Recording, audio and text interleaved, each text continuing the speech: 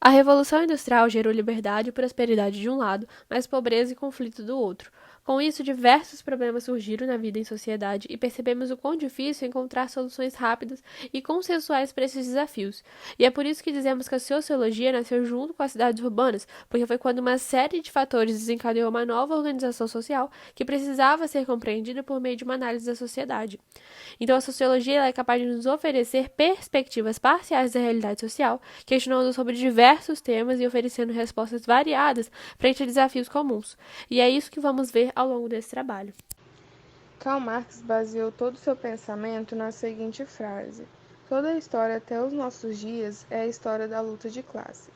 Para ele, a sociedade é a composição entre o novo e o velho, forças contrárias que se complementam e cooperam entre si, mas que também se enfrentam, causando inúmeras mudanças sociais. Um exemplo é a propriedade privada, que para Marx se deu a partir do momento em que alguém delimitou um espaço e o chamou de seu. Isso deu origem às chamadas classes sociais, que seriam a classe dominante, ou os donos do meio de produção, e a classe dominada, que é quem vende a sua mão de obra e que também é considerada a base da ordem social. Marx acreditava que uma solução para a desigualdade social seria a reorganização das capacidades de produção e inovação do capitalismo, em favor do conjunto da sociedade. Para ele, isso começaria com o socialismo em uma nação e terminaria com o comunismo em todo o planeta. Essa charge é um exemplo claro da desigualdade das classes sociais. Enquanto a classe dominante tem claramente a maior parte dos lucros, a parte dominada, que é quem realmente produz, fica com o mínimo e às vezes nem isso.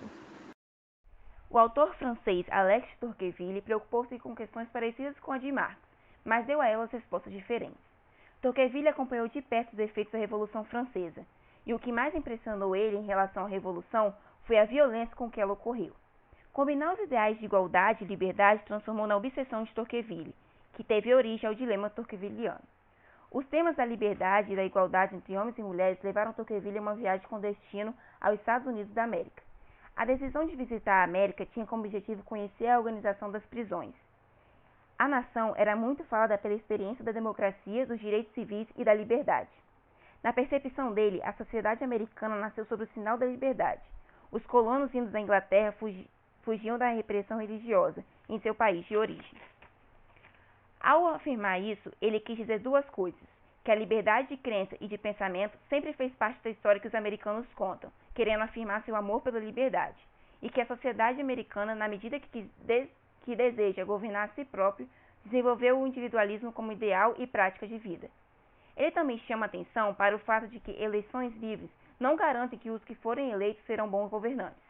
Portanto, mais importante que conquistar a democracia é cuidar diariamente dela para que possa funcionar em benefício da sociedade. Apesar das democracias partirem de pontos comuns à liberdade de escolha de representantes e à liberdade de imprensa e de opinião de crença, elas não funcionam da mesma maneira. Ele procurou mostrar o que na França pré-revolucionista possibilitou que a revolução alcançasse seu resultado singular. Investigou dentro do país os elementos que facilitaram a perda da liberdade e a centralização do governo, até o clímax do terror. Em sua avaliação, a França não tinha adotado a melhor forma, porque para garantir a igualdade estava sacrificando a liberdade. Dos tempos de Tocqueville até os dias de hoje, a igualdade se firmou progressivamente, como um valor fundamental em boa parte do mundo. E como forma de garantir o direito à igualdade, diversos países aderiram a regimes democráticos de governo no decorrer do século XX. É importante saber que nem todas as democracias são iguais, ou igualmente democráticas. Os países podem ser classificados como democracias plenas, democracias imperfeitas, regime híbridos e regime autoritários.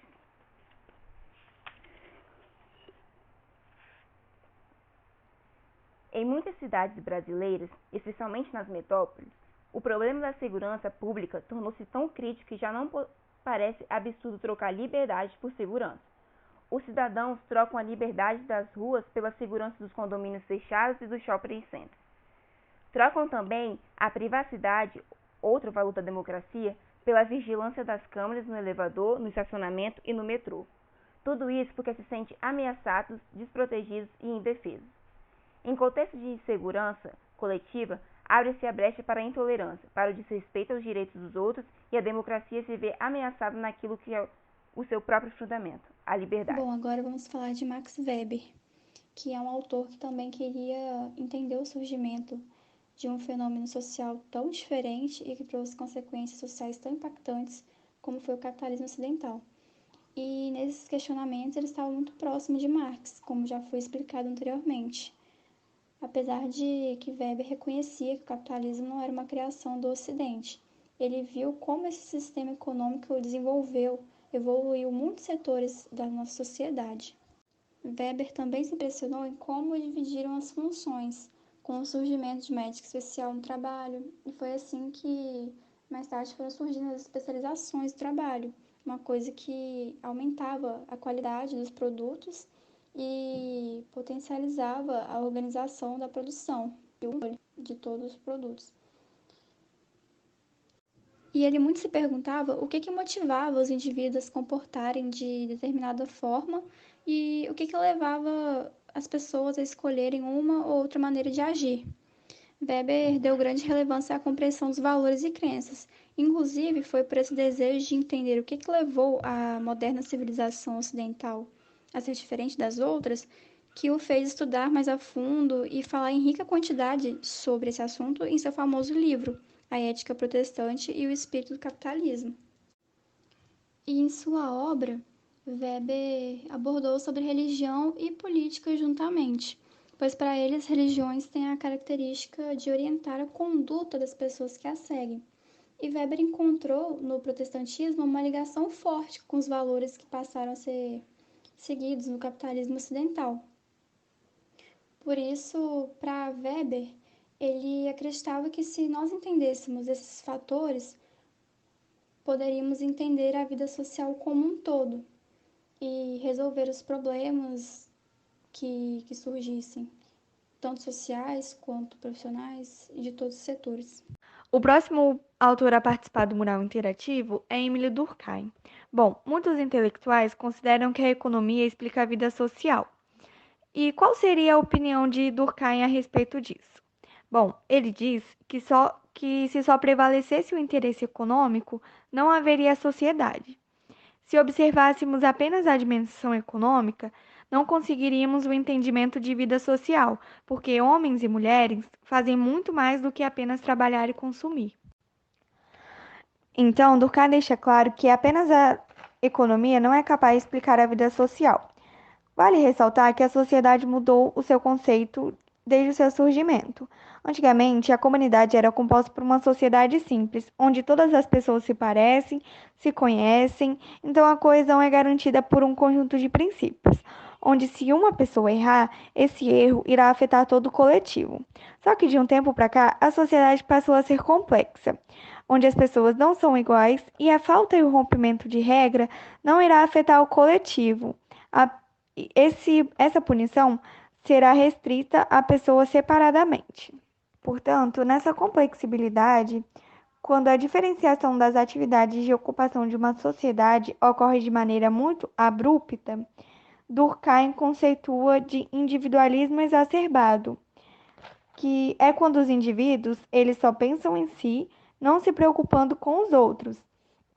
E a consequência disso, ele caracteriza como anomia moral, que seria a ausência de normas, falta de regras e limites, perdendo os valores comuns que os indivíduos podem se orientar.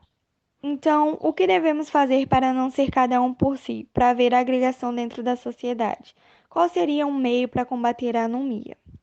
Bom, em resposta disso, Durkheim, ele apostou muito nas fichas da religião, nos rituais, nas festas cívicas, na cultura. É nesses ambientes que todos se agregam, floresce o sentimento de estar em um lugar comum. A sociedade está aí e habita cada pessoa que se sente parte dela. Atualmente, podemos usar como exemplo a agregação da sociedade por meio de cultos nas igrejas, onde são passados valores os quais ajudam as pessoas a viver bem em sociedade, mostrando os benefícios das ações coletivas. Durkheim estudou também muito sobre as religiões, rituais, festas cívicas e a cultura. E é aí que Norbert Elias entra, porque foi ele quem percebeu como o Ocidente havia criado uma maneira particular de dizer o que é ser civilizado e o que é ter maneiras próprias da cultura ocidental. E foi nesse contexto que o Ocidente apostou no projeto colonizador, baseando-se na ideia de superioridade em relação ao resto do mundo, alegando que apenas ali é que foi desenvolvida a civilização e a modernidade. Esse tipo de postura levou a diversas consequências que permeiam até hoje, como o etnocentrismo, né, que é julgar inferior uma cultura diferente da sua própria, e esse conceito está relacionado a várias formas de preconceito existentes hoje, como racismo, a xenofobia e a intolerância religiosa.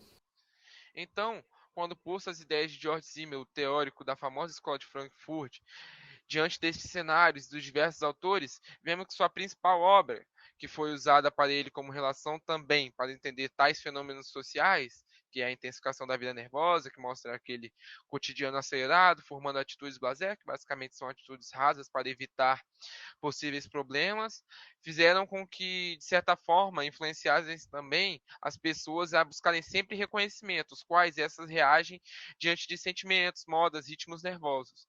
Logo, Zimmel trata fenômenos coletivos com duas pontas sempre, que são o micro e o macro, que basicamente é pequeno e grande, e o do geral ou particular, que são de interesses gerais ou particulares. Isso mostrando que tais fenômenos partem de diversos pressupostos. Portanto, não é algo conciso. Mostrando, por exemplo, que, como o caso das manifestações que foram direcionadas de determinado grupo religioso contra o aborto da menina de 10 anos, foram partidas de um particular, de um conjunto de ideais, por mais que seja grande, mas é particular, não são de todos, não é de amplitude geral, e também de uma micro, que é essa parte, uma parte mais reduzida, não é o todo, contra tal imposição feita de abortar aquele feto no momento em que a menina tinha sido estuprada e não merecia nascer. Isso fez com que acontecesse também outro fenômeno social, que foi o contra essa interferência deles nesse processo, que tentou até por vez ser uma interferência física, atuar diretamente no problema, e assim que são feitas mais ou menos, basicamente pela explicação de Zimmel, os fenômenos sociais, assim que eles surgem. Então, isso leva a entender que a busca pelo reconhecimento faz com que a pessoa tenha diversos posicionamentos e assim se coloque diante de determinadas situações e fenômenos, a qual o seu posicionamento é regido pelos seus ideais, e nisso problemas como inflação, crises, entre outros fatores, são assemelhados de diversas formas por diferentes pessoas e também são surgidos de diversas formas e a partir também de diversas pessoas. Bom, outro pensador que também se preocupou com os detalhes e miniaturas que compõem a vida social foi Walter Benjamin, que buscou relacionar o cinema, a fotografia, o cartaz e a vitrine com o capitalismo.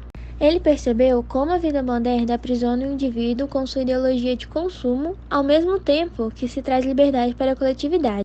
Um bom exemplo foi a inserção das mulheres em espaços públicos, como nas passagens ou galerias a fim de consumir novidades. O último autor a se juntar a esse sarau imaginário seria o francês Michel Foucault. Foucault traria questões como: quais são os efeitos dos processos de controle, disciplina e poder sobre a liberdade de agir de cada um? Por que obedecemos a ordem que não compreendemos ou com as quais não concordamos? E por meio de que mecanismos se constrói e se reproduz a verdade? Ele buscou em outras instituições modernas os mecanismos por meio dos quais o poder é exercido. A medicina, a pedagogia, a criminologia, a engenharia serviram-lhe como pistas. Esses saberes são chamados de disciplinas. E o que eles disciplinam? Eles constroem padrões de normalidade que circulam pela sociedade como um todo. E os especialistas se tornam autoridades e por isso exercem o poder dizendo-nos o que fazer. É difícil resistir, porque acreditamos em suas verdades. E Foucault entendia que o poder é um conceito muito mais amplo do que parece. Não diz respeito apenas à enunciação explícita de uma regra ou lei a que devemos obedecer, já que há comandos aos quais obedecemos sem perceber. No período pré-moderno, Não havia sociedades disciplinares. Aqueles que fossem considerados anormais eram banidos do convívio social. No entanto, a sociedade moderna incorporou esses indivíduos, mas confinou-os em espaços nos quais poderiam ser controlados de perto. Desse modo, surgiram os hospitais, os abrigos e muitas outras instituições disciplinadoras, como orfanatos, escolas e fábricas, e até mesmo manicômios. O biopoder, por exemplo, é exercido toda vez que, com base na voz dos especialistas, é feito um controle do comportamento da coletividade. Isso ocorre quando nós não questionamos o que nos é dito, como a instrução de um médico, de um professor, de um engenheiro, assim sucessivamente. De acordo com Foucault, se o poder não tem quartel-general, seu enfrentamento não advém de outro quartel-general antagônico.